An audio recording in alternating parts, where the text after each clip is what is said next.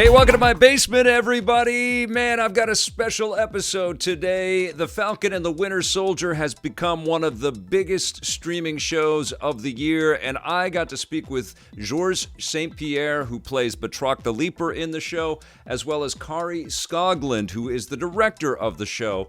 And it is a real honor to be able to speak with these people. I can't wait to share these interviews with you. But first, I have to thank our sponsor, which is the Gaming Stadium. They are Canada's leader in online esports tournament facilitation, with tournaments going on every weekend. You don't want to miss out on the action. You can join up with them at tgs.gg. All right, let's get on with the interviews. Hi, Victor. How are you? Good, yourself? Very good. Congratulations on Falcon and the Winter Soldier. What was it like to receive the call from Marvel that you were being brought back into the MCU? Well, it's a dream come true for me. I've been a fan of the franchise for a very, very long time, since I'm a kid. And when I did the Captain America, the Winter Soldier, I was mainly focusing on my career as a mixed martial art competitor. But I took my retirement of the competition 2 years ago, and a few months after they called, so the timing was just perfect. That's awesome. Are you ever going to wear the purple and gold outfit of Batroc, do you think? Well, you know, everything is possible. You know, I think there's a little bit of a difference between my character in the comic book and the one in the movie. I think they perhaps wanted to portray me more as a ruthless guy. In the comic book, he's kind of he's kind of a funny guy, but he's not really taken. People doesn't take him seriously. In the movie, he's a really ruthless guy, and he's a very dangerous person, and he loves to fight. He loves violence. He's a mercenary, but he doesn't ask himself before doing anything or going to take on a mission if what he does it's good or bad. He just do it for the money, and he doesn't care. You know, he's a very, very ruthless guy. What's it like to be in one of the most thrilling action sequences ever in a television show? I mean, it was ridiculous how much stuff is going on in that scene.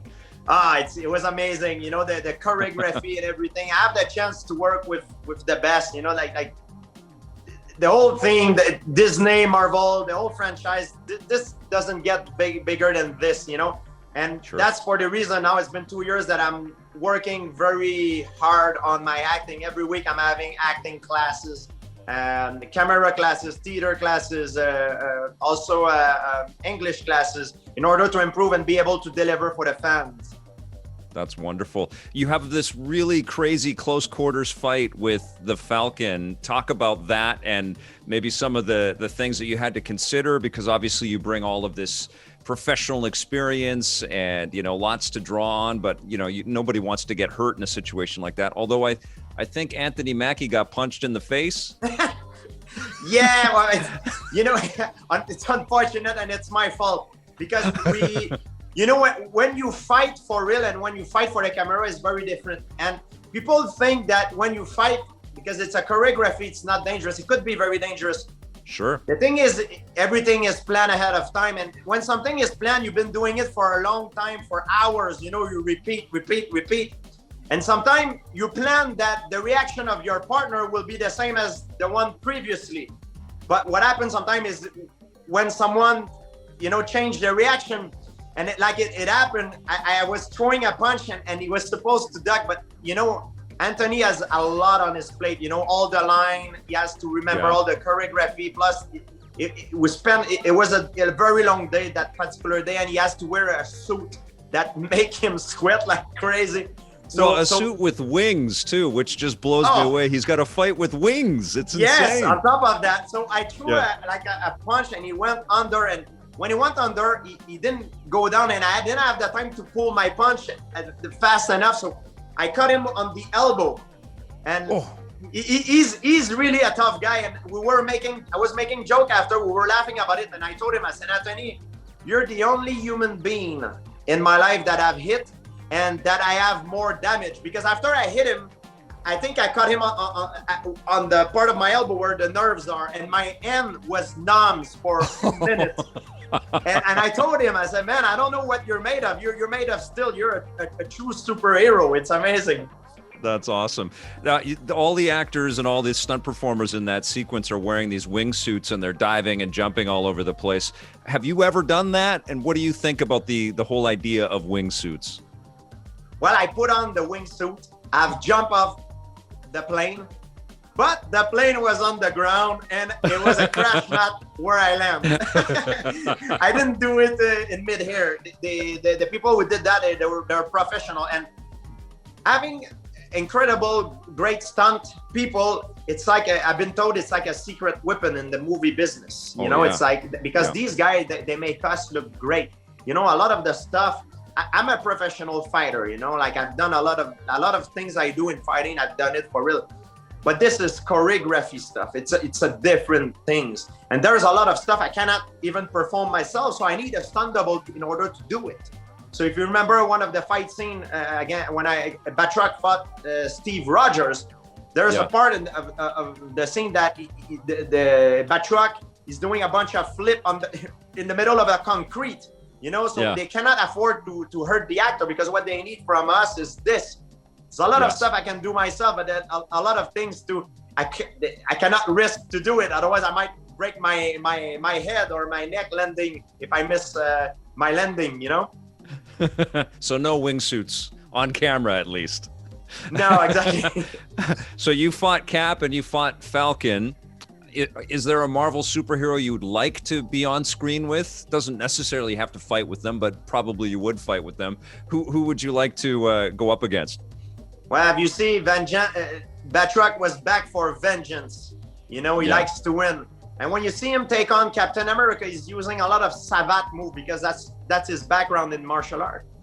However, the difference is, when he fought the Falcon, he has improved. The reason why I'm saying that is, in fighting, we're always saying that you never fight the same fighter twice. You might fight the same name twice, but not the same fighter. Every fight leaves a scar. It could be a good thing or it could be a bad thing. In the case of Batroc, it was a good thing, because when he fought the Falcon, we see him perform what we call it's a technique called a double leg takedown slams. It's a technique that we use in jiu-jitsu and wrestling. It's not a savate technique. So that means that he has improved his fighting skills, because he knows he's going up against superhero, and he need always to improve as a fighter, and use like he does always the element of surprise, because he does not have superpower. He just have very strong legs because of his previous training in Olympic lifting. That's why we call him the leaper, because he can jump so high. That's amazing. Is there a favorite hero that you have in the Marvel Universe? Oh yeah, I have a few that I really like. I always found that the Marvel hero that does not have superpower are, for me, more charismatic, like Iron Man. What makes Iron Man so good, Robert Downey Jr. is an amazing actor, of course, but what I like about Iron Man, on top of that is an incredible actor that portray him, is the fact that he does not have superpower. And what makes him so good is that he's smart, you know? That's what I like about that. You know, he's a normal human being, but he just used technology to accomplish and do his stuff, you know? And Batroc is the same way. He's a villain, but does not have superpower. He used gadgets and different tactics to take on the superheroes. Well, you didn't die in Captain America, the Winter Soldier, and you haven't died in the first episode of the Falcon and the Winter Soldier. Are we seeing Batroc again? Well, one thing I can say is that from now on, my brigade and I will be ready, and we'll make sure the Falcon, if we ever cross paths, doesn't not get lucky like this ever again. Very good. Very good. I never trash talk in my professional career as a fighter. Now I can trash talk as an actor now. It's a lot more fun. So Falcon, watch out. Watch your back, Falcon. What's it like to work on the show compared to the film? Did it feel the same, or was it a little bit different? It was, to me, it feels like it was a 6-hour long movie. That's how it feels to me. The budget they have, it's just incredible. It's as big as it gets, and to be able to work with, in Captain America, I was with the Russo brother, and they really helped me, you know, because at the time I didn't know really much about acting, you know. I didn't take class. I was focusing on my professional MMA career. Now it's been 2 years that I work very hard on my acting skills every week, you know, to improve it, to be able to deliver for the fans. And I had the chance once again to work with an incredible director like Kari Skogland. Was amazing to me. She gave me great guidance and was able to provide me with good knowledge in order to perform the task better, you know, as a character, in order to make my emotion come out and make me look more ruthless. Well, you were great. It was a great surprise, and I'm so happy for you. Continued success. Keep kicking ass, GSP. You rock, man. Thank you. All right. Take care. Bye-bye. Welcome to the show, Kari Skogland. You know her work from fantastic series like The Walking Dead and Vikings and The Punisher, but most recently, the wonderful The Falcon and the Winter Soldier on Disney+. Kari, I have to tell you, it is an absolute thrill to speak with you because I feel like this show is a bit of magic that's happening on my TV every week. And you're all doing such wonderful work in this series. It's so much fun to escape into this world, especially as a longtime comic nerd like myself who spent all of his paper route money on comic books. And now we get shows like this. I cannot believe it. Talk to me about, you know, finding your way to the Falcon and the Winter Soldier. Was this something that was long in gestation? You working with Marvel, or well, we come quickly? Talked back and forth on a couple of projects, and then this one came along, and they asked me, you know, what my thoughts were, and I went in and presented my ideas. And from the beginning, I really felt it was the most important show of the century. It was going to talk about themes and ideas and present and really take what a hero has been and look at what it might need to be, what the relevance of a hero in the you know, the classic, the cornerstone to the mother of all, you know, superheroes, or the father of all superheroes is Captain America. And we were going to really look at that. And that to me made it important, not just from the racially charged conversation that we were going to embrace, but also just simply what does a hero need to be? If it was born of the need for it to be a soldier warrior, that had changed. And I think even as 9/11, as far back, and much earlier, I suppose, but 9/11 was one of the seminal moments where a hero evolved to be a first responder. And then from there, you know, frontline worker, and that became even more relevant as we were shooting through the pandemic.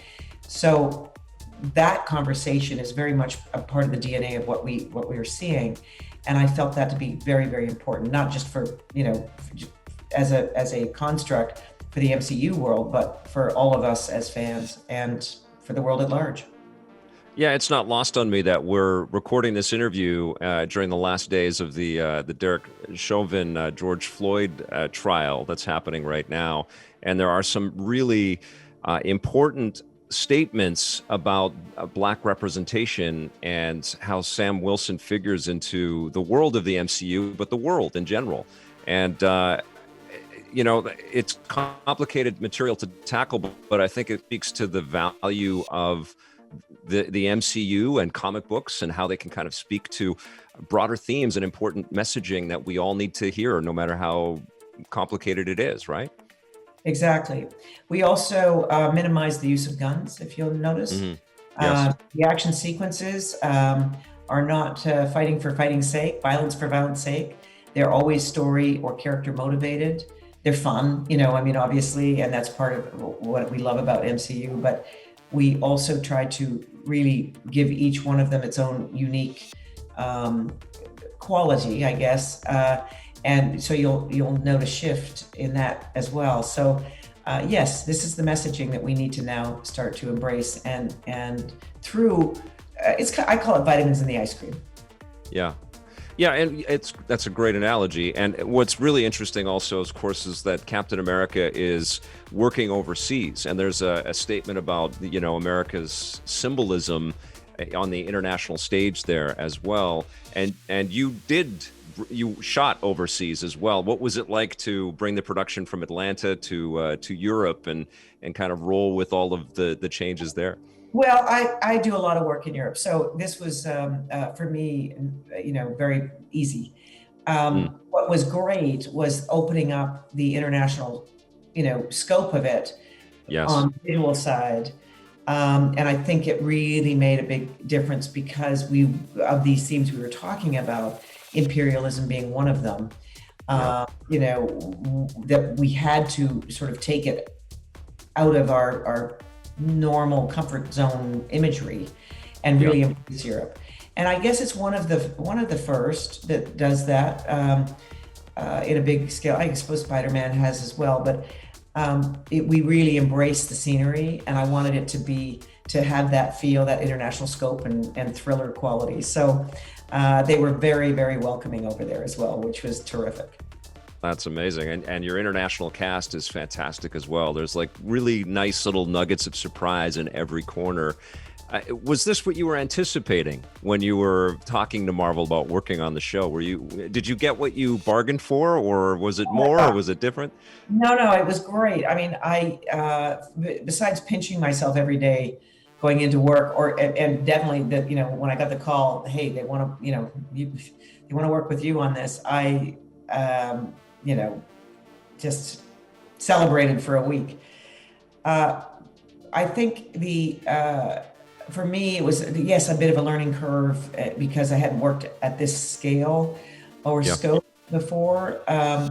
But it was a terrific place to work. They're very supportive and very embracing.